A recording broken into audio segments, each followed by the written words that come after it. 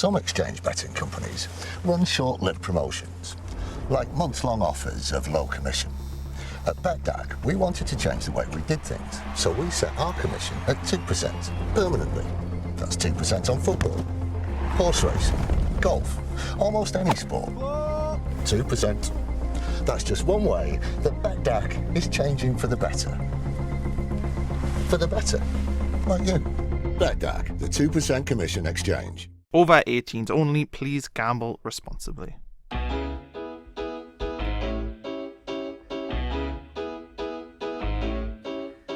Hello and welcome to a ROKER Report transfer special. Since we had no game this weekend, we thought it would be the perfect time to catch up with Sky Sports' Keith Downie and Alex McCain for some reason. I'm sick of you using me as the butt of your jokes for the intros, Connor. It's the third week in a row you've done it now. Big week for you, Keith, obviously. Transfer deadline day coming up. Well, hopefully. I mean, sometimes these weeks can be pretty difficult, to be honest. And looking ahead, obviously, it's not just Sunderland that I have to cover, it's Newcastle and Middlesbrough as well. You never know. You never know going into it. You think you have a little bit of a sniff of things normally at the weekend leading up. Quite often they're on a Monday, actually. And so I've come this time, you kind of know what's going on. The good thing for me is all three clubs are in the market for players. Sunderland, obviously, looking to bring in at least three. Newcastle, well, Rafa Benitez wants to bring in three as well. And I think Middlesbrough are looking at two. So it could be a busy few days for me. But I say that with bated breath because we know how these things sometimes work out. Hot take, who's going to spend more money, Sunderland or Newcastle? Do you know, that's a very good question. It's not that hot of a take, really, when you think about it. Probably not much between them, is there? But I think Sunderland are looking to buy at least one, maybe two. Whereas Newcastle, I think, are more looking at loans. But listen, Newcastle could still sign Miguel Almiron. They could still bring him in. I would be surprised. It would have to break their transfer record. But the way they played yesterday, they definitely need someone in that attacking third. If they don't, it'll be Sunderland who spend more because Newcastle will just be bringing in loans. Okay, we're going to start. There's so many things people have asked. We've got probably close to a Stuart Donald amount of questions for you, Keith, so you're clearly a high-level celebrity. When you filter out the ones that are just Keith, are you, and Mag, you only have about 5 left, though, so that's there's always that. A lot of is Keith and Mag. Do you want to get that? Do you want to just get this out of the way early doors? Yeah, I think people know already. Yeah. I'm neither a Newcastle or Sunderland supporter. You're a Hearts fan. I support Hartlepool Lothian from Scotland, grew up supporting them. When I was younger, I'd sometimes come down here and watch both of these teams. Occasionally, I mean, I'm talking about a handful of times because it was close to Edinburgh. That was the only reason. I want all the three North East teams to do well. I mean, the dream would be all three of them to be fighting away in the Premier League against each other. Obviously, that's not the case. But listen, Newcastle fans think I support Sunderland. Sunderland fans think I support Newcastle, and for whatever reason, Middlesbrough fans think I support Middlesbrough. So it's a bit strange. Listen, you can't, in this job, you are not a fan of anyone. You look at it in a kind of professional way, and for me it's all about getting stories first and reporting on fun things and events. It's just a shame that we've not had any of them for a while. Okay, we'll start. Josh Maja. So I think it would be good to get your side of the story from start to finish. So Josh Maja, what happened there? Well, I'm actually quite pleased to have this opportunity to speak to you guys because it's been a little bit frustrating the last few weeks because there was a feeling after what happened that we were, or I was, complicit in the whole thing, and I can tell you I wasn't. When Stuart Donald came out and said, both on social media and then on your podcast, that Sky had contacted me, and Sky listen, I'll be honest, he was talking about myself. Like any story, like any piece of information you get, I normally check it out with the clubs, unless I am 100% sure on the source I'm speaking with, whether it be an agent, whether it be a player, whoever. Unless it was someone I was very close to and I 100% trusted them, I would always go to the club and check. In fact, even a couple of agents who I'm really close to, I would still go to the club just to give them a little heads up that we're planning to run this line. In the case of Josh Maja, a fellow reporter of mine at Sky, based down in London, was told that Maja had decided, or Maja and his representative had decided that he was going to turn down the contract offer on the table. Now, this was on the Friday, the deadline set by Sunderland. So he obviously got it from a source of his own. He then said to me, Keith, I'm hearing this. Now, out of respect, I don't ask him who his source is, because he wouldn't ask me. I mean, sometimes reading between the lines, you can kind of guess and you can get an idea, but out of respect, I don't ask him because that's his personal business, that's his information, but I trust the guy enough to then go to the club with it. So Stuart said that he received a call from Sky, and that was from myself, asking if it was true that Maja had turned down the new deal. Stuart was none the wiser, and he said that, and he's said that on the record, and then said, let me go and check, because the last time I spoke to Josh, or the last time we heard, Josh spoke to Jack Ross, the manager, yesterday, and said he was going to sign the new deal next week and that he wanted to stay. So he said, give me 10 minutes. So he went away. 10 minutes later, texts me, goes, phone you in 5. Things have all changed. So, of course, I'm thinking, right, what's going on? He phoned back. He goes, listen, you were right. He said you were right, because I'm ready there. I've got the email written. I've got the tweet ready to go to say Josh Maja will sign his contract next week. And I'm thinking, listen, good news story for Sunderland, good news story for the region, brilliant. He phones and says, you're right. Jack has just called Josh into his office, as we all know, and he's gone on record to say this. And he said that his agent has advised him not to sign the new deal. Now, whether that was Josh's decision, whether that was the agent's decision, whether that was a collaboration between the two, we'll never know. But what we do know is that the two of them didn't have their story straight. So whether Josh just didn't want to tell Jack and he was a little bit too scared, he was maybe trying to buy himself a little time, he didn't know how to, he's still a young lad, he didn't know how to deal with the situation. Whatever happened, they were both given different information. But by the time Josh got called in by Jack, he told the truth at this point. So I said to Stuart, I said, well, listen, if that's the case, we're going to run that line because you've confirmed the information that I already have from a source. And he said, that's fine, I totally get that. We had a good chat, good honest chat on the phone for about 10-15 minutes. He goes, listen, I'm going to put it out on social media as well because I like to keep the fans informed, which he does. And listen, it's great that he does that.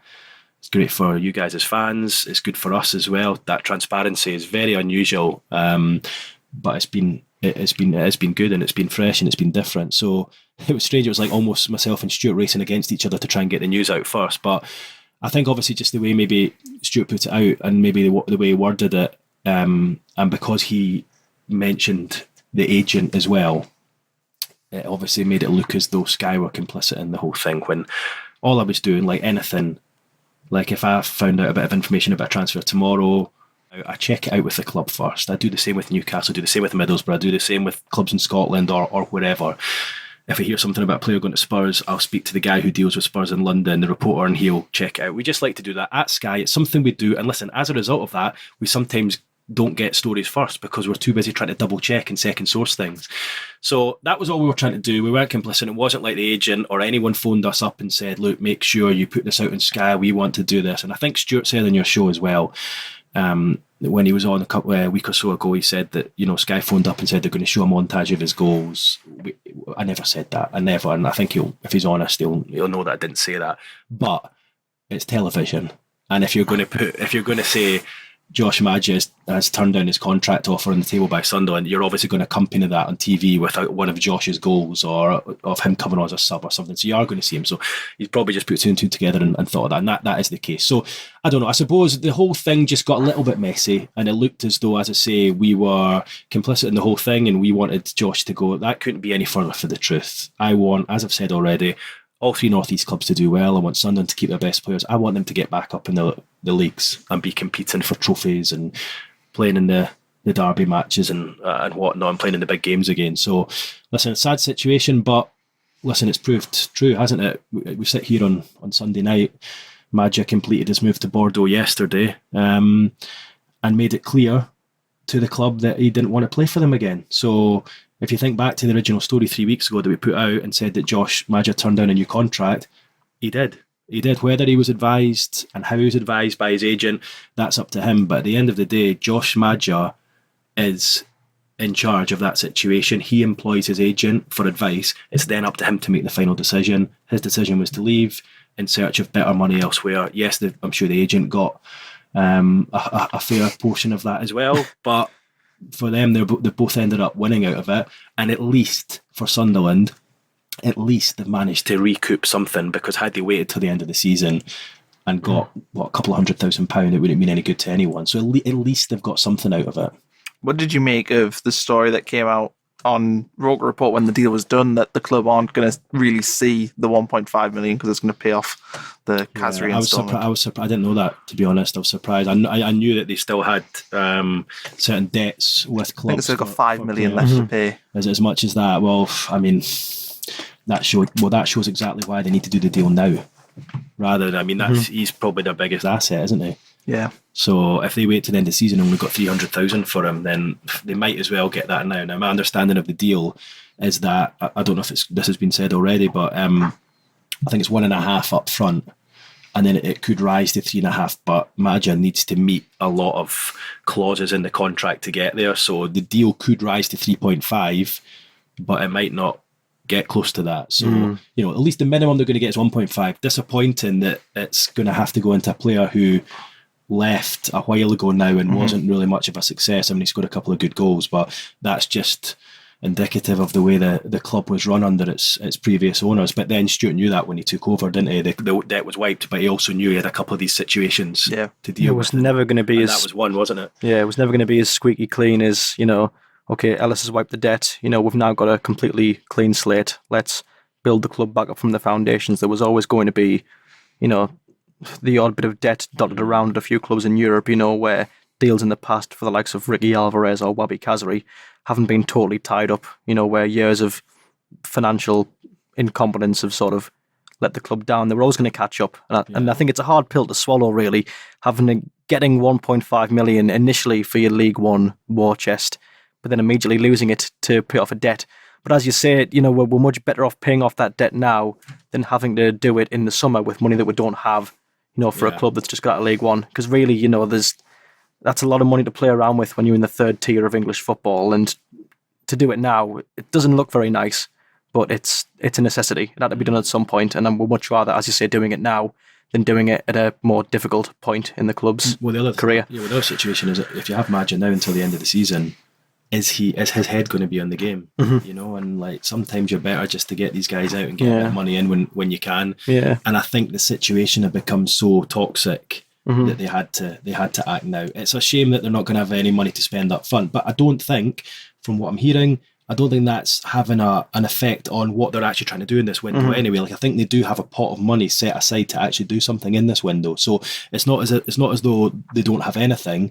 And Stuart's obviously come on here and spoken before, and he's been well aware of the situation that they do owe money elsewhere. So it's not. It might be something new to some of us, but there's nothing new to him. How much do you think Sunderland have got, roughly? If you had to guess, is it somewhere between 1 and 2 million? Yeah. In terms of a fee, I think it's probably about. Well, listen, I don't know. Stuart wouldn't tell us numbers like that. My reading of the situation would probably be 1.5 maybe to spend, which isn't a lot. No. But if you shop wisely, you can do good business in this division. Around. Absolutely. Yeah. I mean, that's actually not bad money for League One. It's just where Sunderland want to be, But I think the business that Jack Ross has done so far, on the whole, has been pretty good, and the players that have, most of the players have made a decent impact.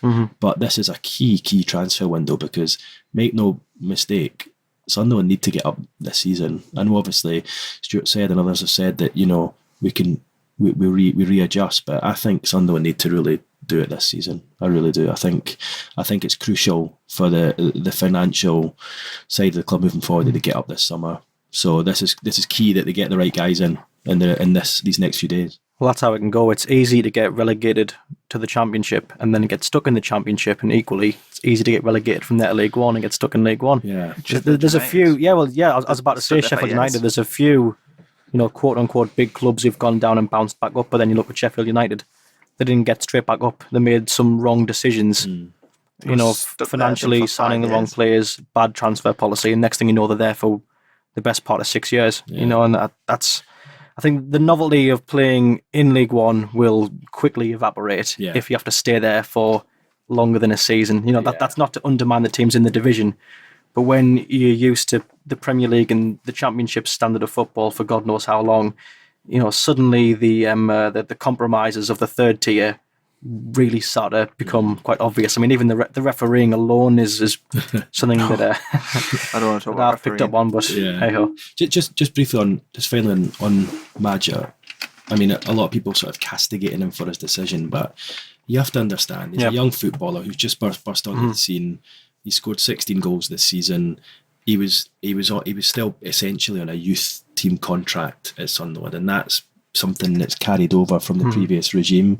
I mean, I don't know the exact figures, but it's my understanding he was on circa £700 a week. You know, I mean, it might be a little bit more, might be a little bit less, but you work that out, it's equivalent of what, £45,000 a year. So, you know, if Stuart offered 7 times that, what does that make? I think it was probably about £5,000-6,000 with a little bit of like add-ons depending on what he does, if he scores a certain amount of goals or makes a certain amount of appearances. But if he can go to France and earn 3 and 4 times that, you have to understand that a kid at that age, who it's a short career, you just don't know. And like I would never, you know, slam a player for trying to do the best. I mean, you look at Marko Arnautovic, who is desperate for, I know he signed a new contract now, but he made it clear he was desperate for that move to China. And most people would say, why do you want to go to China playing for West Ham? You're in the Premier career, but it's because obviously the money was so much better and he's trying to make himself financially stable. So you can't have a go. You can't have a go. He's a young player, and if he wants to go, he wants to go. Sunderland have done the right thing getting the deal done now, and by all accounts they've got as good a deal as they could for someone who's, so that's generally, you've had February, March, April and a bit of May, so for 4 months they've got potentially up to 3.2 million more than they would have if they waited those 4 months. For me, it's good business to get it done. Is Josh Maja, I'm going to throw this to Alex because you watched him probably far more than Keith. Is Josh Maja good enough to play in a top division? Well, when I was, you know, I mean, don't get me wrong, seeing Josh Maja this season, I've heard plenty of criticisms saying that all he does is score goals, but you know, when you get to the root of that criticism, that's like saying all your plumber does is plumb. You know, like he didn't tile my roof, so obviously he's not very good at his job, is he? He's not working hard enough. But no, at the end of the day, you know, Maja was a goal scorer. He was an out-and-out natural goal scorer who prospered at this level of football. Whether he can jump from the third tier of English football to the first tier of French football, though, is very much begs the question. Fair enough. Last season he was only 19. No, he was breaking onto the scene then, but he wasn't exactly setting the Championship alight. He got 1 goal in, I think, 7 or 8 appearances. It's not brilliant. Whether or not he can make it in the Championship now and get 15 goals in one half of a season, I highly doubt. I think if he went to a Premier League club, he'd be consigned to a bench. So it makes you wonder, then, would he have fared much differently in the top tier of France? I know it's pound for pound probably not on par with England's. You know, you've got PSG who, you know, annually run away with it. You've got a few good teams floating around Monaco, but I think if you got to the business end of that division, the teams aren't particularly great. If I was going to guess, I'm no expert on French football, I would say it's probably somewhere between the Premier League and the Championship overall for quality. That'll be my estimation. Can Maja make it there? I'm really not sure. I'm not expecting him to suddenly be starting every game for Bordeaux. I think he probably will start on the bench. I think whether he adapts is an entirely different question. And I think compounding my concerns for him are what the I think director of football at Bordeaux said about him, describing him as a big physical lad. Now, you know, as you say, Connor, I have watched Maja quite a lot this season, and physicality is not an aspect of his game. His finishing, his positioning, his awareness of what's around him, that's the best aspect of his game. His physicality is, against some of the bigger lads in this division, is virtually non-existent. I think out with a couple of players, out with a handful of players, there's a lot of luck involved in one of these transfers. I think unless it's someone like, you know, when Wayne Rooney came through, or Jordan Pickford, or one of these lads who came through and you're like, you can just see from a young age they are set for the top. Other than that, it can go either way. and it just depends how well they're developed. Maybe the French side of the game might be better than the English, maybe better than English football for him. You don't know, but at the end of the day, you don't need to worry about it too much because he's gone now. Yeah. And I suppose at least he's gone to France and he's not gone to a rival in the Championship or the Premier League. Yeah, I highly doubt that we'll be playing Bordeaux in a competitive fixture anytime soon. So as you say, he's not our problem anymore. If he goes there and he flops, then to be honest, I would feel quite bad for him. I really hold nothing against him for moving. And I think if I could just jump back into what we were saying earlier about, I think a lot of people have sort of like jumped on Maja for moving, and if you look at say on his Instagram, or I don't know if he posted on Twitter about his move, but on Instagram I was reading through the comments and some of them are just like downright, just like the venom is ridiculous. He's being called all sorts, obviously like I've heard people call him a snake. That's what Keith gets. It's the same people. They get the same Josh Maja trolls as just the Downie trolls. Yeah. People saying they think I am actually. Saying he's the problem with modern football, when really you have to take a step back and think, right, let's reverse the roles. Okay, you're a lad who's grown up in Sunderland and you've moved to Crystal Palace. You break onto the scene with them following their double relegation, but then a move to Germany comes up. Your head's going to be turned. If it's bigger money, it's an opportunity to go abroad. Which I think for a young lad, your whole career's in front of you, you'd be interested. Like that in itself is just quite interesting. He's not got any natural ties to the club. There's no natural loyalty. If his ambitions outgrown his loyalty, then there wasn't enough there initially to sort of ground him to Sunderland. I think if he'd have been a local lad, might have been a different story. He might have seen the bigger picture of could get back in the champ or could push further, but he's not from here. Like the loyalty that he has to Sunderland is going to be far weaker than what sort of like us fans have got. He's not going to care that much about the club. And I've no doubt that he would have played for the shirt while he was here, but there's no natural tie to the club. When a move comes up like that, 2 divisions above, it's abroad, he's on more money. I think really, if you were him, you'd see it as a no-brainer, and I hold nothing against him for it. That's just the nature of the game. That's the nature of the business in it. If you want to go, then fair enough. Sure. Okay, I'm going to move on now to agents, because we've had a lot of talk on this podcast with Stuart about agents and their roles in the game. So, Keith, how do you view agents? Should we be doing more to control them? Do they deserve the money they get? Are they necessary? There's so many questions about them, but where do you stand with agents? Well, some players don't even have agents. When he's been on a few players that I've dealt with or reported on in the last couple of years who don't actually have them and they do their stuff themselves, or their dad does it, or whatever. I think they're probably needed. I don't know how much they make out of deals. I don't know how much Josh Maja's agent Stuart might be better qualified to tell you that. I don't know what he would have made out of that deal. I've not known any different really. They've just always been there. For me, I trust some. I don't trust others. Especially this time of year, you're quite often getting tips from agents and this might be happening and that might be happening. You go and check it out and that's not the case. Sometimes you check it out and you land on a little golden nugget, and it's true and nobody else knows about it. So you just don't know, and that is why, as I said earlier, if we ever get a tip from an agent or a representative player or someone who knows someone that might be the agent, whatever, I would always, and I think I speak on behalf of the rest of my colleagues at Sky, we would always check that out. I don't know whether all the other reports or papers are like that or not, but I certainly can say that we do that.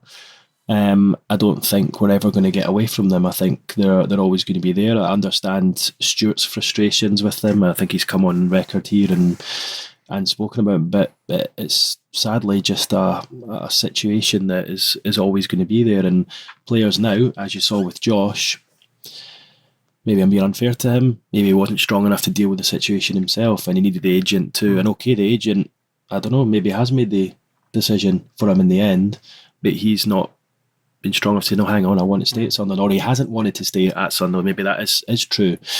I think players can hide behind them a little bit, but I do think with the money that is on offer, I think the money that exchange hands, I think for a player to be dealing with that themselves when they've got to, they're trying to keep themselves fit, they're thinking about games coming up at the weekend, they've got so much going on. I do think the agents need to be there to try and keep their mind away from things. Yeah. And there's quite probably players quite often don't even know if there's some interest in them. The agents may be told, and maybe they just keep it back from the players a little bit because they know they probably wouldn't want that move, or it's not the right thing for them. So listen, it's just the way football is these days. I wouldn't say I have a strong opinion for or against them. I just like it when they tell me correct information, and I don't like it when they tell me wrong information. As simple as that, really. Yeah, No, I mean, listen, some of them will put information out that's going to help, but you learn over the years to pick, certain pieces of information as to, you kind of learn if you're being spun a yarn or if it's correct information. Like you can sometimes be wrong, but more often than not, you can try and work out what's going on. And I think, especially at this time of year, 3 or 4 days before the transfer window, you're a little bit more on alert for things like that. Some exchange betting companies run short-lived promotions, like months-long offers of low commission. At BetDAG, we wanted to change the way we did things, so we set our commission at 2% permanently. That's 2% on football, horse racing, golf, almost any sport. 2%. That's just one way that BetDAG is changing for the better. For the better, like you. BetDAG, the 2% commission exchange. Over 18s only, please gamble responsibly. Okay, other targets. Keith Downie has been mentioned a lot, and I think that to me seemed like an unrealistic transfer, but do you think it's a possible signing for Sunderland? I'm told from contacts today that no, there's been no contact from Sunderland. Now, that's not from anyone at the club, that's from contacts elsewhere, but there's been no contact between Sunderland and Barnsley for the striker. I understand they value him somewhere between 1.5 and £2 million. So that would take up all of, and maybe a little bit more of, Sunderland's budget for this month. I think he's definitely a player they're keen on. I think he really impressed when he played against them early in the season, didn't he? I might be wrong in this, because we'll get onto this in a moment about who Sunderland are looking to target, but I don't think he's one of the strikers that they think they're getting, unless this is wrong information I'm being given from sources out with the club. But I think they're looking to bring in 2 strikers. My understanding is they're close to 2. I don't think he's one of them. I yet could be wrong, but I don't think he's one of them. I think he might just be a little bit out of their price range. Okay, Will Grigg, he's the one that's been mentioned. I've got a few questions about him, but yeah, how far apart are Sunderland? I think they've had the 5th offer turned down, or 4th offer turned down? 4. They've had 4 offers, yeah. 4 offers turned down. I'm told 2 of those offers were reached the target that Wigan had had reached the value that Wigan had put on his head. So 2 of those offers have matched the valuation of the player, but yet they've not accepted them. So, I mean, they're really digging their heels in here, Wigan. My understanding, though, is it's close. I think it's close. And I think there's, from what I'm hearing today, is that there's another bid on the table, and I think Sunderland are confident that they'll get him this time. I don't know why they're confident if they've had 4 turned down so far, but it sounds as though it will happen. I think there was a real concern over his injury, and if that was going to keep him out for a significant amount of time, then it would have ruled out any move for him. But I think he's only out for a couple of weeks with that. I think he rolled his ankle. So I think Sunderland, as I understand it, are waiting to hear if their most recent bid has been accepted. But they've had 4 already, as I say.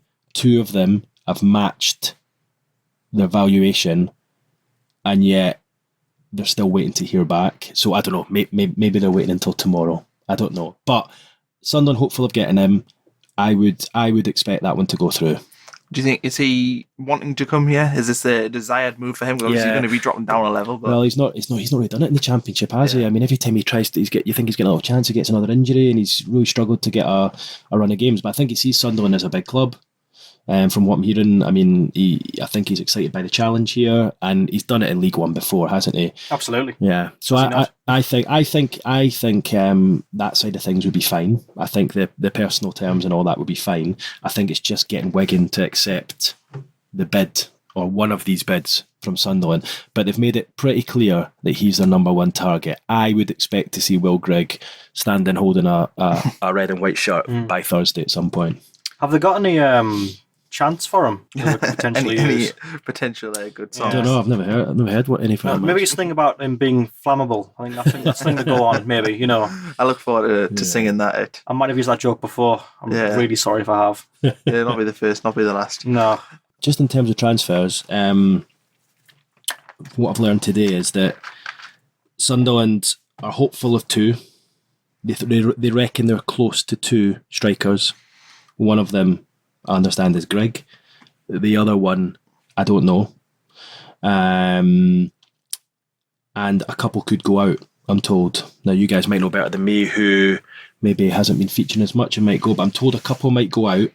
So in addition to Jimmy Dunn, who obviously arrived a couple of weeks ago, they're hopeful of two more strikers, one of them being Grigg. At least, I'm told, at least.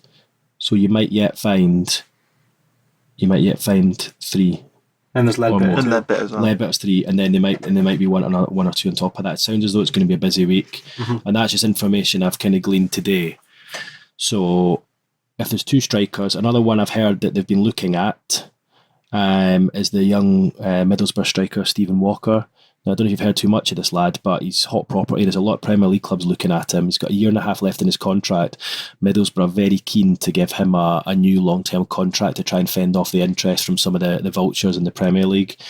He scored 6 and 7 for England under 19s, and they think he's going to be the real deal. I think Sunderland are looking to see if they can try and bring him in here. I think they've got loans. They've got loans available, have they?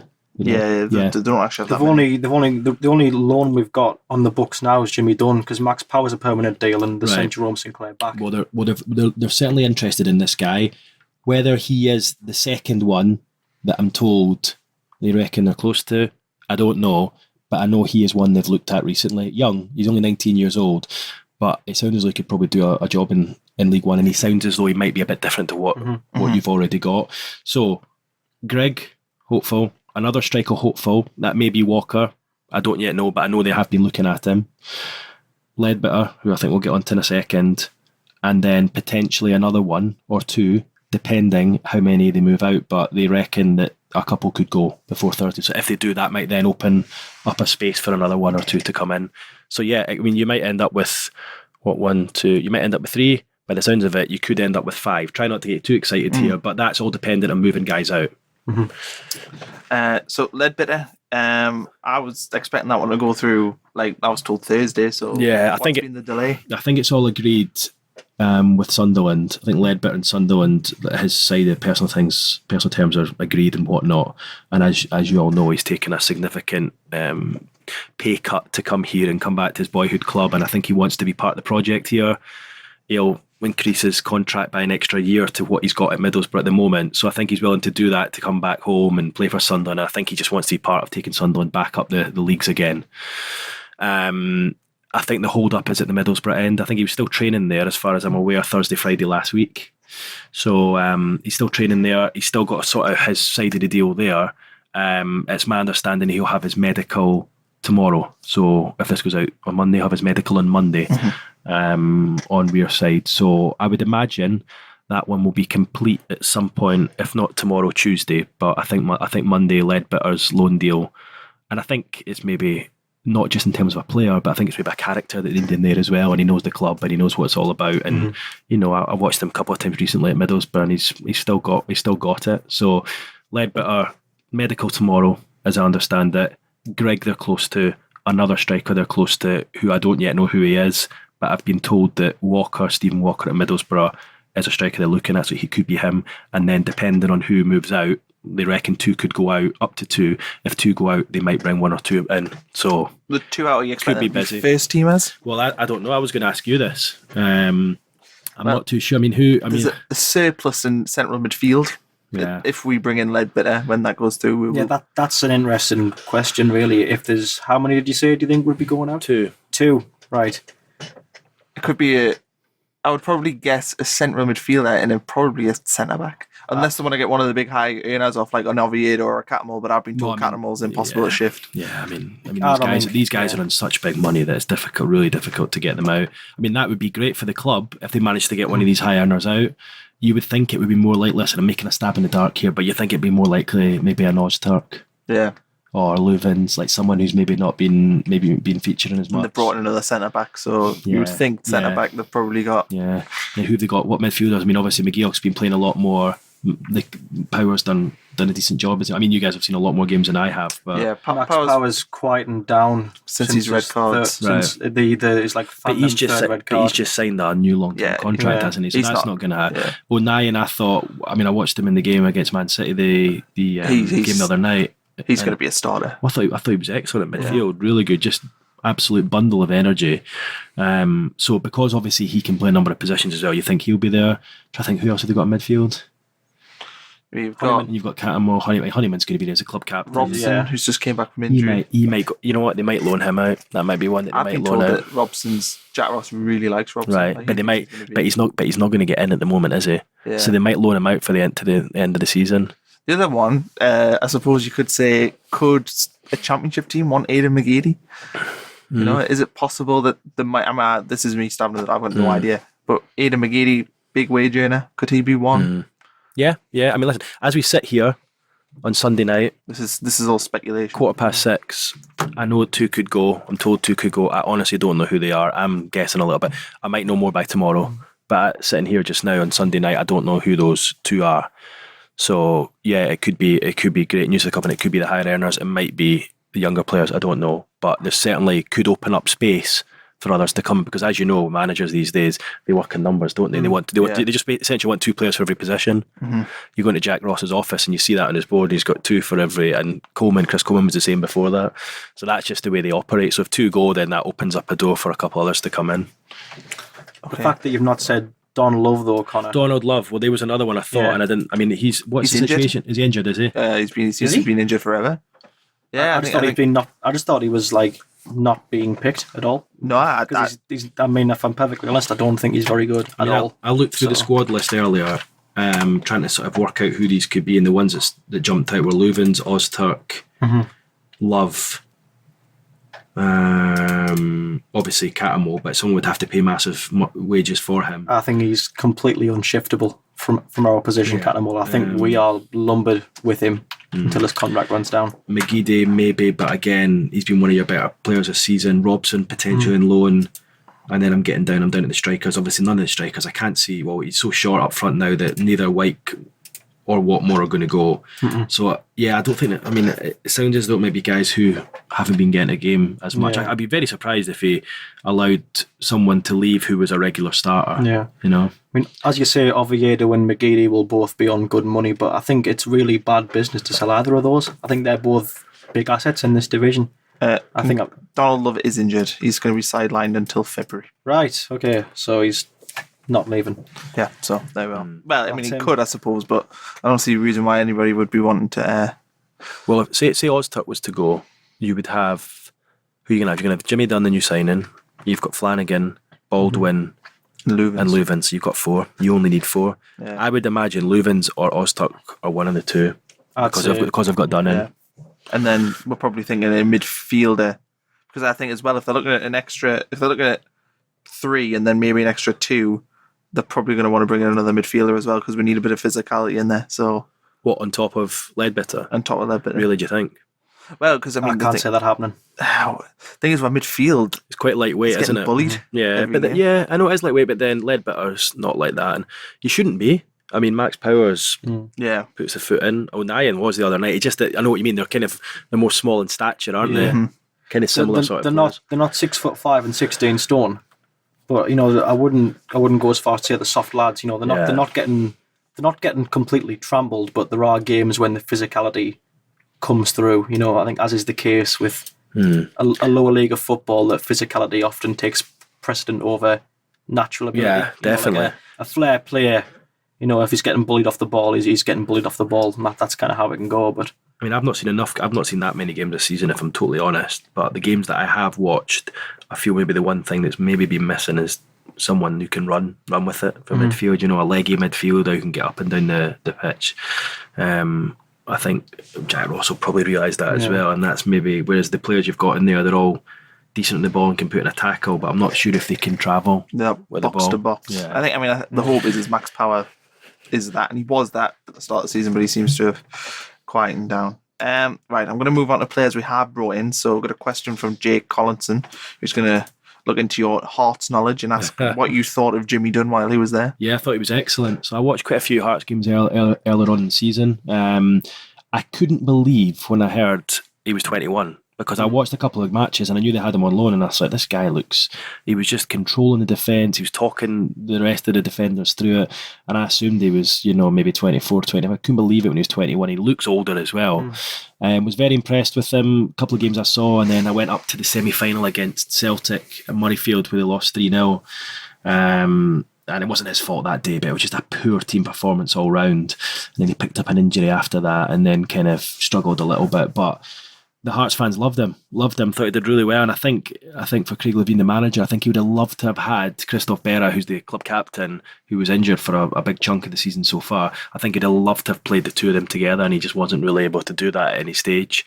But Dunn marshalled the defence when he just joined the team. And I don't know if you remember, but Hearts were top of the league away up at the start. They did a great start to the season. I think they were unbeaten in the first 8 or 9 matches. Had a great start, and then they lost a couple, and they lost through injury Berra, Ikpeazu and Stephen Naismith. Essentially their 3 biggest players, best players, lost them all, and then things went downhill a little bit after that. But I thought it was great, and when I heard Sunderland were signing him, I thought that is the exact sort of person, character, leader, it's certainly at such a young age that they need. And I think Jack Ross spoke afterwards and he described him as a leader even at that age. So yeah, I think it's a good signing. But then I remember saying that I thought Oztut would be a good signing as well, and it's not really worked out for him. But I think with him, he's had his real problems getting fit, hasn't he? Whereas Dunn's walked into the team there having had 4 or 5 months at Hearts, playing every week, and got used to the physical nature of things, whereas Oztut hadn't played for a while. So, and in League One, being fit is the first thing you need. That being said, I know it's only a youth team they were playing against, but when Oztut played against Man City's under-21s, he had a really good game. I mean, he was, for me, the best player on the pitch. I remember he put this tackle in the box, this sliding tackle this player was running through, and it was like you couldn't have sort of like envisioned like a better sort of like tackle to cut out. Yeah, I remember a one-on-one. Yeah, listen, he was good for Hearts, but I played for Hearts, didn't he? Yeah, but if I remember rightly,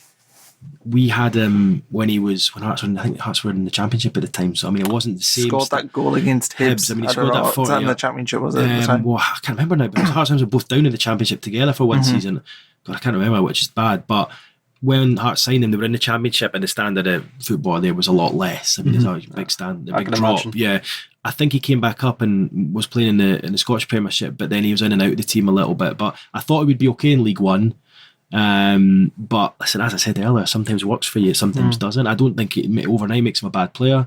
I think just sometimes you get the right fit somewhere, or you don't. But like you said, I thought he was decent last week against Man City in that match. I think with Baldwin and Flanagan there, that he's third rate, and I think he's probably going to stay third rate. And with Jimmy Dunn there, I think that's going to push him even further down the pecking order. I think by rights, as you say, I don't think it's just going to work. It's just probably just not going to work out. I just don't think he's just not as good as the people around him, really. And while he's proven himself not to be a bad player in the cup runs, but it's just not going to be a sort of prominent part of his career, I don't think, Sunderland. John McLaughlin, also a Hearts player. Are you surprised as how well he's doing? No, he was excellent last season for Hearts. Excellent. And no surprise that he was called into the Scotland squad. I think Sunderland did brilliantly to get him. Brilliantly. I think he was Hearts Player of the Year last season. So he's got in the Scottish Team of the Year, I think. Yeah, Scottish Team of the Year. Into Scotland squad. I think he's third choice now behind Alan McGregor and Craig Gordon. Another former Hearts player. Yeah, another one, yeah. They've all been there at some stage. But listen, and again, I've not seen a whole lot of him this season, but by all accounts, he's been excellent, hasn't he? So, he's been absolutely... He's been our MVP. Yeah. Some of the saves he's made are just astounding. Well, he saved a penalty for a start in Sunderland. So that should be enough to win him any award. Finally. Dylan McYork as well. He's struggled to put his stamp on the team. Are you surprised that he hasn't been... Oh, bit of a controversial statement about McGeoch, that might. I'm a big fan of McYork. I said when you signed him, I said he could and should be the best player in League One. Like, on his day, he's phenomenal. His passing range is great, but I think and he'll be the first to admit, just over the years, he's just had so many problems with injury, and he's really finds it difficult to get going. And then obviously, because you're quite heavy in bodies in the sense, now you're getting Ledbetter in there as well. And Jack's obviously mixed it up a little bit. But I think once he gets going, and I think if he manages to get injury free, I think he'd be a great signing for you. And I definitely think he's championship level. Yeah, definitely. I mean, I think he's playing below his level in League One. But I mean, it was unbelievable for Hibs last season. Unbelievable. Him and John McGinn, the two of them in midfield together, were excellent.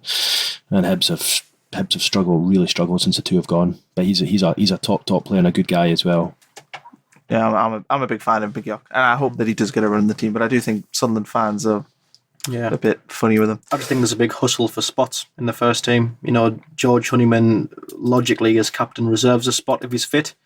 And then it's a scramble for the rest, as far as I'm aware anyway. You know, 09 gets in it right back every now and then, but then with Ledbetter and the rest, and as you say, it's got plenty of really options. hard for him to stand out. He's played well so far, but he's never looked like he's never looked like a match winner, even though he makes a massive contribution when he's playing well. You know, he plays what you'd give a 8 out of 10 performance, but the role he does, it doesn't, I think, feel as substantial as scoring a goal or saving a penalty. So I think because he's caught in that middle ground and he does a great job of steering the ship, it's not seen as important. Yeah. But obviously, you know, like a team is a sum of its parts. You know, he was Jack Ross's number one target, McGeoch in the summer. He was the man he really wanted. And I don't know, you maybe just got a little snapshot about how good he could be on Tuesday night in that match against Man City. You see the pass he played out to Lyndon Gooch for the second goal. Yep. When you look and you're like, how would you get it? It was like playing it through the Ivan needle, and he managed to just get enough what they call swaz on it to get round the defender and out to him, and it was just inch perfect. I remember when he did it, I was obviously the game, and I was like, and I was on air doing the updates, and I was, what a ball! And that was before obviously the goal winner, because it was just such a good pass, and he's got that in his locker to just eliminate a couple of players with a pass. But he needs to get a run of games to do that. And obviously Gooch finished it off brilliantly for us to remember it better. But he has that in his locker. And I know you're saying he puts out fires, but trust me, he's got more than that. I just don't think he's quite had the platform to show it yet. Okay, last thing on current transfers is more of it. Is there any other players Sunderland fans should be looking out for? Well, I've kind of mentioned them already. I mean, the name that was mentioned to me there was Walker. No more at the moment in terms of names, but it sounds as though on top of Ledbetter and Grigg, you're going to get another one at least. So I'd be surprised. I'm very surprised if Keith Moore happens from what I'm hearing today from sources at Barnsley. And I think he's probably out with the price range. But no, I've certainly not been given any more names at this stage. But you know, it sounds as though they're pretty active. It sounds as though they're trying to get a couple done, and I think they know how crucial this window is. Plus, you've got to remember, Josh Maja, he didn't just play one role, did he? He could play the 10, he could play the 9, he could kind of do a few different jobs. So you've got to look at it like that as well. I've had a brainwave. Tell you who might be one of the two players going. Is Reuter not a possibility for a player that could go? I was thinking that, but it depends if they can bring Strycek back.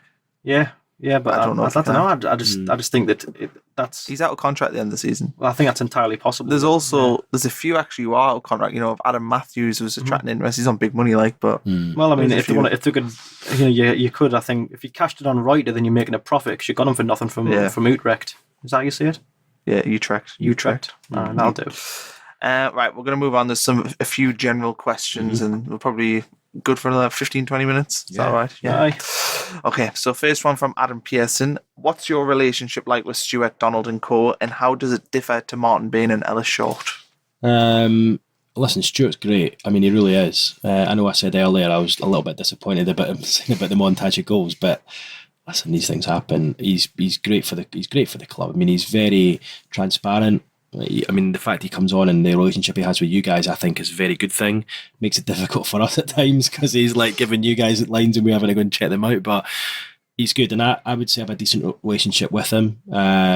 He's very open and honest, and I think there's a trust there. I never had any relationship with Ellis Short beforehand. I think I met him once. He was an absent owner, wasn't he? So you just never saw the guy. No. But I knew Martin Bain from Rangers before, and I used to work at the club up at Rangers when Martin Bain was there. So we obviously had that, and he was good for me as well, and I kind of got a bit lucky, I suppose, that I knew him. You saw Ellis Short one more time than Chris Coleman did. Yeah, that's true. Yeah, but this was just like a passing. I think this was this was down at the cup final way back in 2014, way back then when I saw him. So like in the latter years, there was absolutely no sign of him, as you're well aware. But Martin Bain, I think also in the documentary, I know you got a lot of criticism from fans, but I think the documentary showed just how difficult life was for him, how much he was working with his hands tied.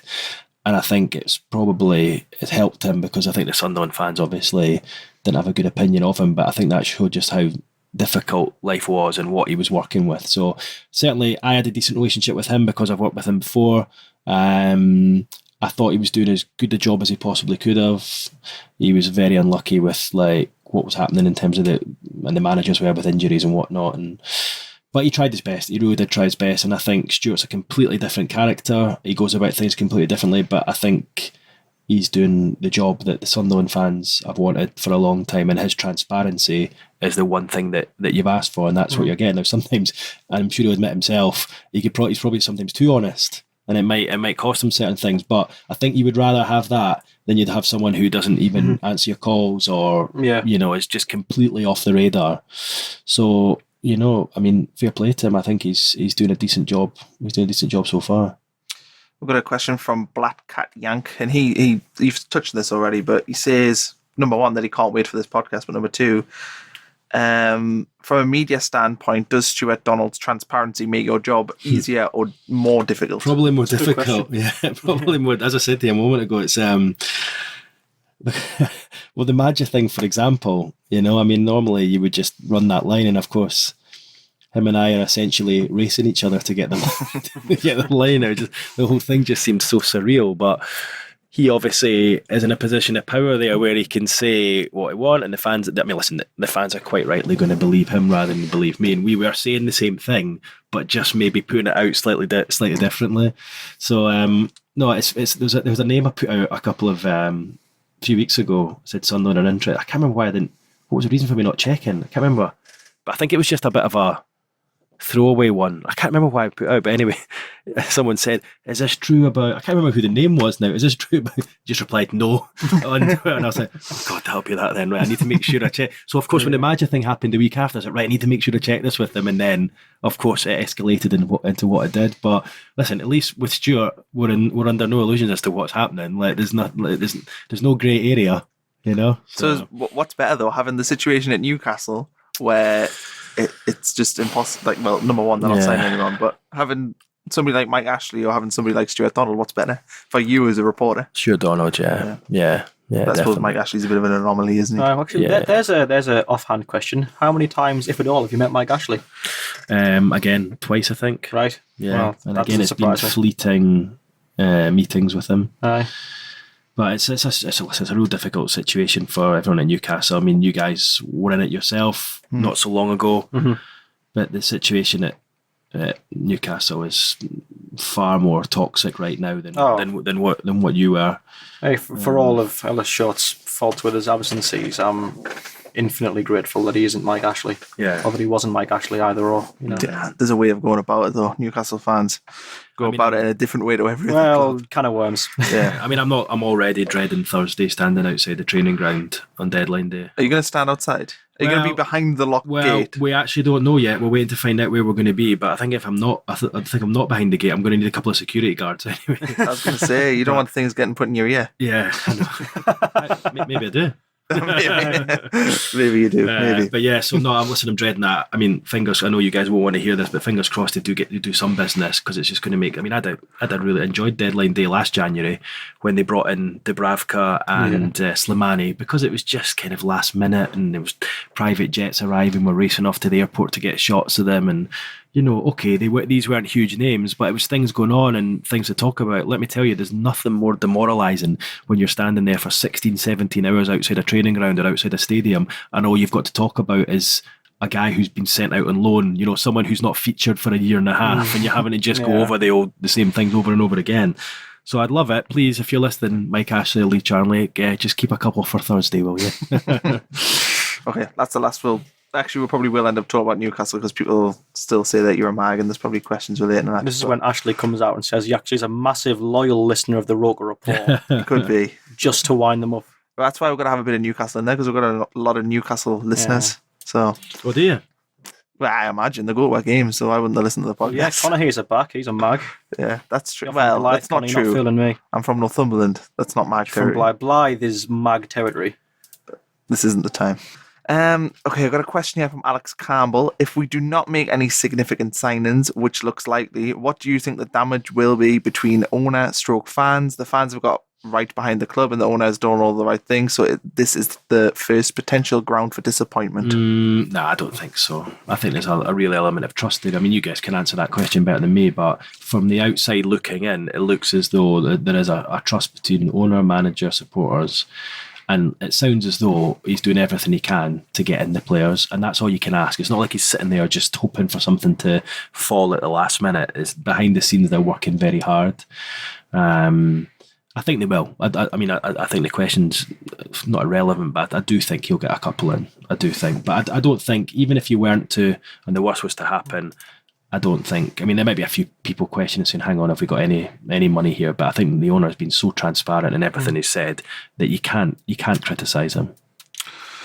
What's your thing? Sorry, go on, Alex. Yeah, Shoot. I was going to say, I mean, I think it's fairly apparent that there is money to spend, and that the club is, actively seeking out new players. So whether those be the first choice targets or not, I'd be very, very surprised if you got no one. If you got to the 1st of February and you just signed no one, I think that would be quite astonishing. Given how much activity is going on at the club. Whether or not it hasn't bared an awful lot of fruit right now. Obviously, Jimmy Dunn, as we've been able to affirm so far, seems like a good signing. Obviously you've had only good things to say about him, Keith, but yeah, I'd be very surprised if they didn't sign anyone at all. I think I would be amazed if you don't get in minimum 2. And obviously, I'm including in the 2. I'm including Greg and Ledbetter. Yeah. On top of that, I think there will be. I'd be amazed if you don't get at least 2 in. I mean, even Simon Grayson's skint Sunderland got 3 in on deadline day. Yeah. So surely Stuart Donald and Jack Ross's, fairly well off for League One Sunderland are going to get a few in on the day itself. And potentially have a couple wrapped up before then. I mean, Ledbetter should be done by then. I love a scarf there's pick. 2. I love a scarf I do pick. love a good scarf pick. It's not official. I think a scarf pick. we've got a question here, and I think it's a good time to evaluate this. Where did we see Sunderland being at this stage at the start of the season? And do you think we'll improve second half or get worse? Who's that to me? Either. Whoever wants to take it. I think you're where you could expect to be. I think it's been a pretty respectable start. It keeps it interesting if nothing else. If you're running away from the neutral standpoint. if you're running away with them, it might get a little bit boring. But I would love that. But when you look at the table, you've got a couple of games in hand. I think you win those, and you're right up there. I think the manager will admit there's been far too many draws. But it's a new team, it's a new division, it's a new owner, and I think it's been. I mean, I think Jack the other week there said it's been an all right start, as he would say in our Scottish accent. But I would say it's been better than that. I would say it's been more than satisfactory. But you need to go and finish the job now. We don't know what's going to happen. I think the way it started and the way you've been playing, I'd like to think that now you're going to go on a little run. There's been turn these draws into wins, and I know obviously a few of the players have been a little bit flat in the last few weeks. But they've been flat, and you're still right up there in contention. Yeah. So that's not a bad thing. If you were flat and you were losing all these, and you suddenly went 15 points off the top, then I'd be concerned. But you're still up there, and also at this time of year, the fans are going to help massively with the being at the amount of fans who come along to watch, and I think they can help you get over the line. I still reckon you'll go up. And that's it again. If at your absolute worst, you're drawing 1-1. and I think you've not got an awful lot of problems. I think I've said this before, but if Sunderland playing football where they could be an awful lot better and they're still not losing, then that's a hell of a difference from the team that we've seen the past 2 seasons. Like bad Sunderland 2 seasons ago was equivocally a very much different term. That was a Sunderland that would lose 5-2 to Ipswich. That was a team that would lose 4-0 to Cardiff. That would, lose. There was so many in the Moyes era, but I can't. Say you know what you're going to get from this group. Yeah, you do. Like there's a trust there that the players are going to go out and battle for you. 2 or 3 new signings come in, team gets galvanised. Some of the players who've gone a bit quiet get a bit louder again. Suddenly, you're going on streaks of winning 3 and drawing 1. I think you're second and first. Is it 7? No, is it 5-1 next 7 or at home? It's a big run. And I also think Watmore getting a goal the other night. I know Jack Ross has been very keen to ensure that no pressure's put on him, but I think that was a big moment, him scoring that goal the other night. And he just gives him that little bit of confidence. And you could see it in his game afterwards. And if he can get over the last couple of years, which have been hell for him, and maybe you don't need another striker. If you've got Duncan Watmore playing up front, you'd have probably the best striker in League One. So if he could finish, it'd be phenomenal. Yeah. With this division, as in beyond good enough for League One. I think if he was an out and out clinical finisher, which I dare say he isn't to be fair. He's he can get that he can get that confidence. And we've seen him in the Premier League score goals, but I don't think finishing is the best part of his game. It's there, but if it was phenomenal, if it was the best part of his game, say to the extent of which it was Maja's, I think he wouldn't be anywhere near this division. I think, I think had he have been fit, he would have gone long ago if he could do all of that. We had your colleague Tom White in here the other week, and he said that there was a huge offer going to come in for him when we were in the Premier League before he got injured. Who, for Watmore? Yeah, so in that January under Moyes, there was a big offer going to be in for him. Who from? I can't remember that. He didn't say who it was from, but he said that there was a massive offer going to come in that they were going to accept when he got injured. God, thinking back now, I can't remember that one, if I'm honest with you. There was definitely some sort of envious glances when he was, when he came in and he scored a couple in 2 or 3 games in a row. Yeah, he did really well under Allardyce, and then when he got going with Defoe and Anichebe, there was a period where they looked brilliant and we were going to stay up and everything was going to be lovely. The 3-0 win over Norwich with Allardyce was a great game for him. He just ran the show. Well, that was the last game he scored. It was, wasn't it? That was the last game he scored until the other night there. He's been through such a tough time. Christ, that is the last game. Good. Listen, he's definitely minimum championship level, potentially Premier League, but obviously he knows himself. He has to go and prove that. But he's done well to fight back from what's been a torturous time. How did you find the Netflix documentary? I presume you've watched it? Yeah, I did watch it. Yeah. Are you in it? I was in it a few times, but it's strange because had it been any other year, we would have probably been in it a lot more because Deadline Day, they made a big thing about Deadline Day, didn't they?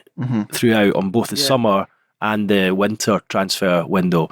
And obviously had Sunderland at that stage been in the Premier League and they were doing the documentary then, I think we'd had a lot more prominent part because we would have probably been out doing things with us when we were standing in the car park or at the stadium doing stuff. So because obviously you were in the Championship, we would collate all our Championship news from London and would normally have one of the reporters presenting the news, all the Championship news from the studio, and we only send a designated reporter to each of the Premier League clubs. So when Newcastle were in the Championship and you were in the Premier League, I was at Sunderland, and then obviously when you were in the Championship and I'm at Newcastle, and I'm going to be at Newcastle on Thursday. So we didn't feature that prominently, and I think I was in it a couple of fleeting appearances, and I think there was one point where they had my voice from a package about the Darren Gibson incident when he got, the drinking in the bar. And it was my voice, and they had Martin Bain driving along in his car listening to the radio, and it was my voice. And I'm like, hang on, how am I on the radio here? So they'd taken it from a piece. So there were, if you work in TV and you know how it works in terms of the editing side of things, there were a lot of, shall we say, mistakes. I don't even want to say mistakes, but let's say clever editing to try and make. There was little things like Adam Kappa, who's the press officer, who's a mate of mine, and you saw him and he go, wait till you see this, but he's walking on the corridor with, I think it's with Chris Coleman in his white shirt, and then he opened the door and he walked in, he had the navy blue. Just little things like that. And there was a few mistakes, and Ove Ejaria standing in the tunnel, they zoomed in before the Celtic match in pre-season, he hadn't even joined at that stage. So, and then sometimes they cut to the fans Sure, an the away wrong game games when they were sometimes, So there were a lot of to the trained eye, you could see there were mistakes. There was clever editing. I mean, the interview with Darren Gibson they used at the time of the incident, like when he, right at the start in maybe episode 2 or 3. But that interview was obviously done away at the end of the season when he was back and before he had the next problem. So yeah, they used the interviews to their advantage. I mean, I remember seeing Jason Steele in his car with his big massive furry coat on, and it was like the end of pre-season, and it was like 25 degrees outside. So yeah, there was but I thought in general, it was very watchable, and I watched it in 2 sittings. So I watched 2 lots of 4, and I thought it was really good. And I think fans of other clubs are interested. I mean, I've had a lot of people who I know don't support Sunderland, a lot of friends in Scotland messaging saying, they saw it and they thought it was good. So I thought it was, and interested to see the next stage of it, really. Well, that's it though, isn't it? I think when I was watching it at first, I was going into it thinking, right, I'm going to watch this and I'm going to reflect after each episode and think, if I was a neutral, if I just wasn't a fan of any Northeast club, if I had no bias to or for or against Sunderland, would I enjoy this? And when I just thought, that was just I mean, as you say, there are going to be so many inconsistencies there. I think it's quite hard to get everything exactly in line with reality. But I just thought the way it was put together, I mean, the narrative flowed perfectly. I mean, given that the nature of the tragic story of the season, put it on a plate for them, not to open another can of worms too much. I think it was a bit harsh that Simon Grayson maybe not being as suave as Coleman was just sort of like the incompetent manager, while Coleman was like the tragic hero. But the way it was all put together was great, and it wasn't dramatized and it wasn't mundane. It was sort of it was just sort of, for me, pitch perfect, and I think it encapsulated a football club on a heavy decline, very well. The one thing I think it missed was the Man City dressing room stuff. They had Pep in the dressing room, and that was, for me, that made that one. And obviously neither Grayson nor Coleman wanted them in the dressing room. I think it's different if you're winning though, isn't it? Yeah. And you can understand that. And it did lose a little bit by not having that. But it was definitely gritty. I thought it was great that they involved a lot of the people behind the scenes. Like John O'Shea was saying the other day, the girl in the canteen, the chef and the kitman and all that. I thought that was great. Yeah, taxi driver. But I thought the match footage was brilliant. I love the way they did it almost reminded me of, remember that film Goal? Yeah. It was a bit like that, like the kind of match footage. I thought that was really cool the way they did that. But very watchable, and I enjoyed it. It was certainly a lot better than I thought it would be when I saw them filming. And every press conference they were, and I'm like, sure, what are they getting out of every? But they only used little bits of different ones. Yeah, I think they said to me they had 200,000 hours. Christ. To sift through. Yeah, sounds like fun, doesn't it? Give us the director's cut. But also, I mean, they have to send it to Netflix, and then Netflix have to go. Then they go, no, we don't like that, and then they'll critique it, and then they have to find new stuff to put in that just took. I bet the whole thing's quite arduous, mind you. Honestly, I hadn't really considered, to be honest, the possibility of having changing room dialogue in there. But that'd be huge if they had that. That would make it for me absolutely perfect. Yeah. Imagine having. I mean, I know Grayson spoke about it in interviews and stuff, but that. Like the moment after the 3-3 against Bolton, where he comes into the changing room, debriefs them, and then says, "Right, I've been sacked. Pleasure working with you. I'm off." That would have been, if he had that on camera. I bet that would have been iconic. I mean, I could understand why he himself wouldn't want that. Yeah, it was all a bit low key the way it went, wasn't it? I was waiting for that to happen. Yeah. Well, I mean, it sounds like it's been done quite dirty, really. But I mean, obviously, I don't know the full ins and outs. I just know that he's, he literally just.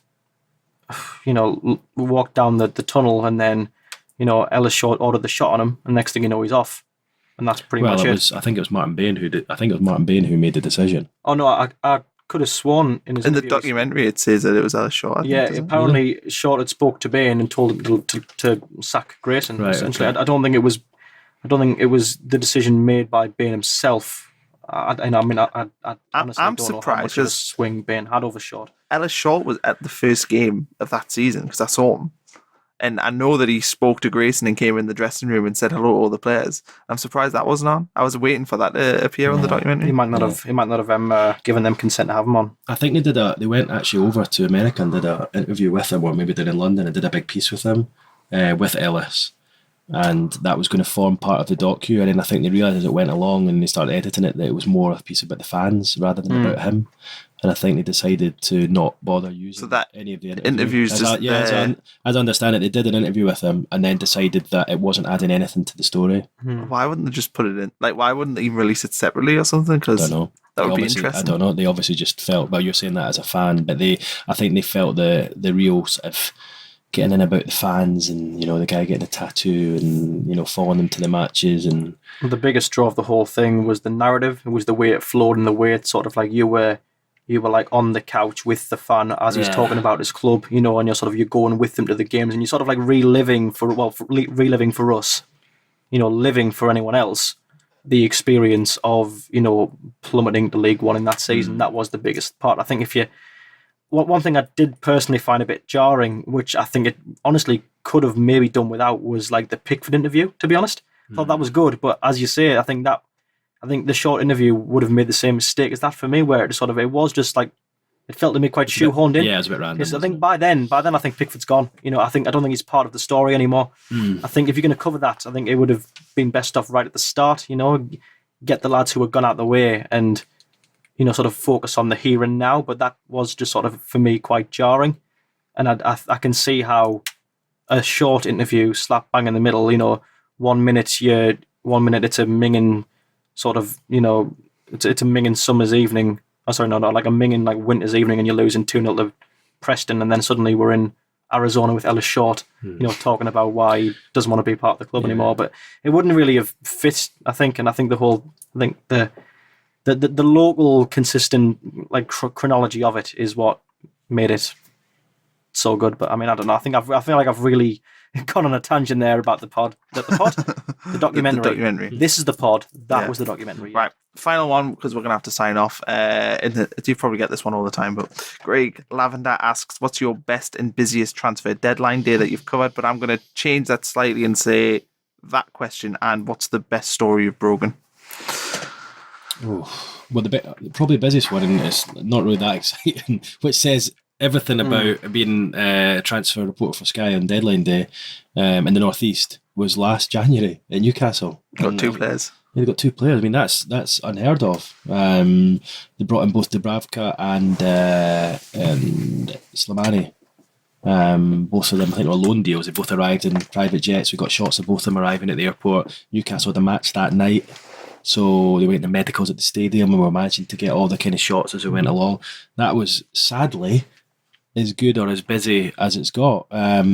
I think at times at Sunderland, obviously when Defoe, that wasn't even deadline day. I'm trying to think, that was in the January window, wasn't it? But yeah, there's that. I mean, in terms of the biggest story, do you mean in the Northeast? Just well, any. What's the biggest story you've done, or the one you're proudest of? I had a part to play in Rangers, us breaking the story in Scotland when Rangers went to administration, and got a little bit of a tip from somewhere that this was going to happen. Couldn't believe what I was hearing. Absolute massive institution in Scotland going into administration. I mean, it's the biggest story in Scottish football for 25 years. I bet to just hear that as well was quite like a jarring thing as well. No, I didn't believe it. We didn't believe it. And then You worked for Rangers as well, didn't you? I worked for Satanta Sports, and they had a channel called Rangers TV, so I was a reporter. So I wasn't actually staff at Rangers. I worked for Satanta, but so they had Celtic TV and Rangers TV, and I was the reporter for Rangers TV. So I worked there when they got to the UEFA Cup final in 2008. So like it was good times. And then after I left, when Satanta went bust in 2009, I then worked for ITV in Scotland. Now at this point, I was 2 years into working in ITV, the equivalent of Tyne Tees, but in Scotland, STV it's called. And we would kind of take turns each to try and phone up the courts to try and find out if this was true and if there'd been any kind of application to go into administration. And then one day, it wasn't myself, but a fellow reporter phoned in. Hang on, just been told.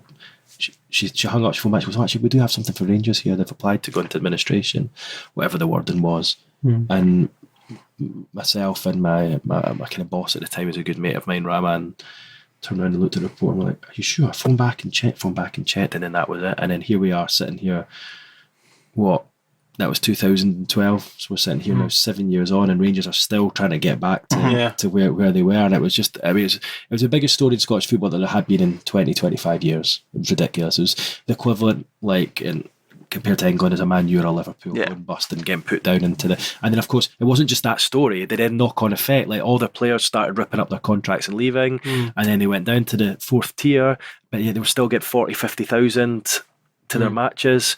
So the amount of knock-on stories from that, I suppose, a little bit like when Sunderland had been going down, in a bigger extent, because obviously, I mean, what happened? Not as bad as that. Yeah, it was huge. It was absolutely huge. It's so hard though. I mean, you asked me about big stories, and like, after a while, you just move on to the next The blur. one. You just move on to the next one, and you move on to the next one. I mean, Rafa Benitez, when he got the Newcastle job, was a massive story. Trying to think, Sunderland ones, the Defoe. Don't know if, I can't remember if we broke that or not, but I certainly remember being standing outside the training ground, and that was obviously a huge name for Sunderland to get at the time. I mean, it's been a lot. I mean, I kind of sort of tried to specialise, if you like, if you want to use that word, in transfers, and that's kind of where I think my strength lies. I mean, the Newcastle fans are always saying to me, look, try and make sure you get into Mike Ashley, you get into Lee Charnley, do this and you do that, and make sure you do it financially. I'm not. And I had a big ding dong with a Newcastle supporter that you might be aware of on Twitter during the week, and it was to do with them saying we need to do these financial reports and finance. I saw that. I'm not hugely on top of that. I'm not a financial journalist. I'm more better at interviewing players, finding transfer stories, getting things like that. It's not really my sort of area of expertise. So yeah, I can't say I saw it, but I could imagine. Yeah, I mean, it got. I mean, it got. It was one of the more famous Newcastle fans on Twitter, wasn't it? Was talking about finances. Yeah, and I just asked them to come on. I said, listen, come on, we'll put you on. It's, we've got an opening here where they want to talk about the Deloitte results. Newcastle are 18th in the world in terms of finances, biggest club in the world. Let's get you on. He didn't want to do it. And then I was maybe a little bit naive in what I tweeted. And I think I said, a typical supporter, so many of them who want to sort of have a go at us on Twitter here, but they would never come on TV. I maybe shouldn't have worded it like I did, and I think some fans were just looking at part of the conversation. They didn't look at when I was kind of like pleading him to come on before. Anyway, the guy in question and myself have had a chat since then, and everything's fine. And he was very thankful for the chance, but he just didn't want to come on for his own reasons. And I kind of said, look, I maybe shouldn't have said that. However, I do find it frustrating that we're constantly getting abuse on Twitter, constantly, and we're giving you a platform and nobody's taking it. And we're going to end up having to walk in the streets and speak to a couple of fans who, are probably not going to be who you want to speak to. So that's not, just going back to your question, that I wouldn't really say that's sadly not my area of expertise. It's more the football side of things. I'm a football reporter. Obviously, I'm aware of the financial situation at Newcastle, and we constantly, myself and Pete, who's my colleague Pete Graves, we're constantly, trying to make sure that we represent the views and whatnot. But I would say mostly are transfers, and I can't remember because they all just merge into one after a while. But certainly the Rangers story, in terms of its size and gravity and the knock-on effect it had, was the biggest one I've ever been involved in at the time. Okay, the last thing, I know I said that was the last question, but I want to talk a little bit about social media, because you do get a lot of stick on social media. Yeah. Is that becoming tiresome, or do you just... It does a little bit, yeah. Yeah, it does. Because it seems to have gotten worse. Yeah, I think it's hard. I think it's difficult when you, like, if you take Newcastle, for example, or you take Sunderland when you were under Ellis Short, there's such a chasm there, there's a void, there's an area where the fans need information, and they think they're not being given it. More they than think maybe what you do. Yeah, or they think we should be speaking on their behalf or whatever. And I quite often get asked, "What's your opinion on this?" Now, I'm on here giving my opinion today, but this is very rare. I can't go on Twitter and start giving it. I am at the end of the day a reporter. I'm not there to give opinion. Yes, I want all the clubs to be doing well, but I'm there to say what's going on. I'm not there to change people's minds or to do this or to make them look at things differently. That's not my job. So I think that's the difference. And I think in Scotland, where I was before, there was certainly no local newspapers like what you have down here. You like have the Sunderland Echo and the Newcastle Chronicle, who are kind of, I don't know how to explain it, but they obviously want... Well, the Chronicle's very much the Newcastle United news, and they represent the fans. You can see it in everything they do. And I'm not used to that. So like I found that really weird when I came down here. All these fans kind of wanting you to, right, you need to be doing this for us, and I'm kind of, not really. I'm here to just report on what I see and what's going on, and I am certainly not allowed to give an opinion. I know I have a little bit today, but it's more just been telling me about highlights and potential transfers and whatnot. But yeah, listen, it does get really difficult. And the one thing I'll say is a lot of these guys on Twitter, they'll give you dog's abuse, and then I'll speak to them for 5 minutes. If I bump into them in the street or in a bar at night or at a match or whatever, chat to 5 minutes, and they're like, well, you're actually okay, or you're actually quite honest with. But I can't come out on Twitter and say what I think and do that. It would just end up ridiculous if you were doing that the whole time. And I just wish people would understand that, you're kind of doing the job to the best of your ability, and they've got a lot of emotional attachment in it. Whereas I'm not just saying it's not just a job, but at the end of the day, that is what I'm paid to do. And I could tie myself in knots on Twitter a little bit, so you have to be careful at times as well. It sounds to me like it's almost as if, to me, like, you're a reporter first, but then on social media you're a diplomat second. You've got to sort of you've got to, I suppose, to put it bluntly, tolerate a lot of just like wild opinions, claiming that you should be saying more than what you're saying, or saying things that you don't actually either have access to or just simply don't know. Mm-hmm. And then but I think as you say then, like if you and the rest of the neutral reporters from all of the mainstream media sources started to have a go back at the fans, like if someone said something that was, particularly offensive. It'll never end though, Alex. That's the thing. If I did that and I replied to any of these guys and it would never end. Well, that's people it. would just come from everywhere. Yeah. And it'd be anarchy. It's so difficult, and it's so difficult to sometimes look at. I actually don't mind. See if someone comes on and says you're this or you're that, or call me a name or whatever. I'm like, bothered. What annoys me is when they come in and when they come on and call into you and question like your integrity, or they tell you that you're not doing your job right because this is how you should do it, but what they're saying actually doesn't make any sense. And if they knew how it worked, they would know that you don't say that. That couldn't happen. So I don't care if they come on and call you, whatever else. Yeah. I mean, you get that all the time. It's water off a duck's back. It's when they call into question your integrity or your impartiality. That's what. And all these people who are saying, "Oh, you're a Newcastle fan or you're a Sunderland fan," it just gets tiring. Yeah. It does get tiresome after a while. But I have noticed if you reply to a couple, then they all start bombarding. But listen, that's it. Like it's the fighting fire with fire. If you bite back to one person, the rest of you will just see it as fair game. All right, the reporters having a go, right? Let's all jump in, because that's how it goes. But I think ultimately, like getting a bit sort of moving on to quite like a moral issue where you get to a certain sort of like, I think I would say age, I suppose, maybe physical or mental, it's sort of, it's by the by. When you get to a certain sort of like age, you sort of step back and you think, right, you need to have a certain level of self-awareness here. And this goes for anyone on social media. Anyone that's an outlet for anything, you have to take a step back and think, quite simply, if I wasn't going to say, if I don't feel comfortable saying to someone in real life, if this is against my natural character in my day-to-day life, why do I suddenly have this duality online? Why suddenly am I more than a critic and someone who's like outright telling you this is not how you do this isn't how you do that? As you say, that telling someone that you don't have integrity for reason X, or that you shouldn't be doing this for reason Y. And then you think, if you wouldn't blatantly say that to them in your day-to-day life, if this is against the moral principles that you apply to speaking, why do they come about in typing? And I think that's pretty much it. As I say, you get to a certain point and you have to just sort of like, yeah. It's also very hard to squeeze your point into 140 characters. Yeah. Do you know what I mean? It really is. Now you got two. Well, yeah, but it's so difficult. Well, no, 140 is the double, though, isn't it? It's so difficult to try and do that, and people read things wrong as well. It's like when you send someone a text message, people can read it and take it wrong, and that often happens, and it just can get pretty messy. So I try to do it in moderation.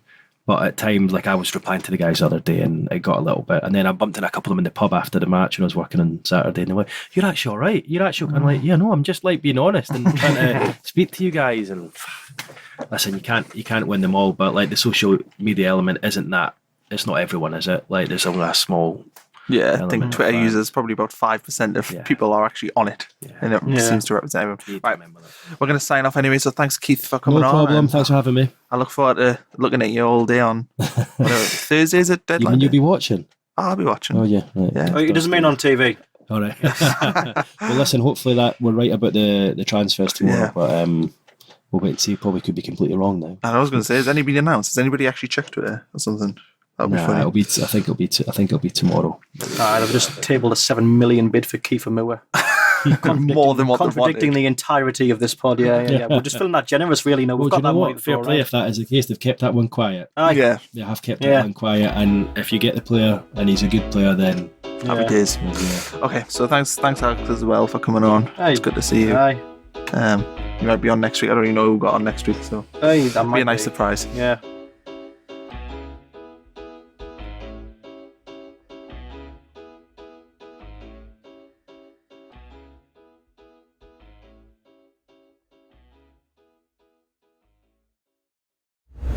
Some exchange betting companies run short-lived promotions, like months-long offers of low commission. At BetDAG, we wanted to change the way we did things, so we set our commission at 2% permanently. That's 2% on football, horse racing, golf, almost any sport. 2%. That's just one way that BetDAG is changing for the better. For the better, like you. BetDAG, the 2% commission exchange. Over 18s only. Please gamble responsibly.